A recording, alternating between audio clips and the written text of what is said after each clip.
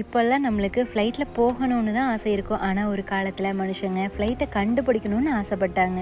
பறக்கிறது அவங்களுக்கு ஒரு மிகப்பெரிய கனவாக இருந்தது. லெனார்டோ வின்சி 15ஆம் நூற்றாண்டு பறக்கும் வரைபடத்தை வரைந்தார். ஆனால் அது நடைமுறையில் வெற்றியடையவில்லை.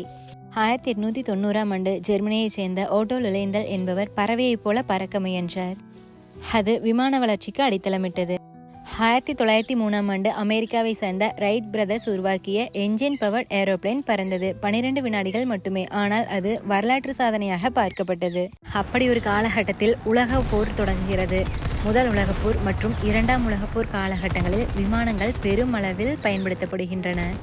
அக்காலகட்டத்தில்தான் விமானங்கள் சிறிது சிறிதாக கட்டமைக்கப்பட்டு பெரும் வளர்ச்சியடைந்தது. இப்படிதான் போர்க்காலகட்டத்தில் குண்டுகளை சுமந்த விமானம் படிப்படியாக வளர்ச்சியடைந்து மக்களை இணைக்கும் பணியில் ஈடுபடுத்தப்பட்டது. தற்போதைய காலகட்டத்தில் பிரம்மாண்ட விமானங்கள் செயல்பாட்டில் உள்ளன. அவை உலகை இணைக்கும் சிறப்பான வழியில் செயல்பட்டு வருகின்றன.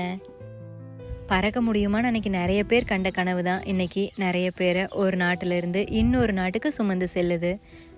இந்த தகவல் உங்களுக்கு பிடிச்சா நம்ம சேனலை லைக் பண்ணுங்கள், ஷேர் பண்ணுங்கள், சப்ஸ்கிரைப் பண்ணுங்கள்.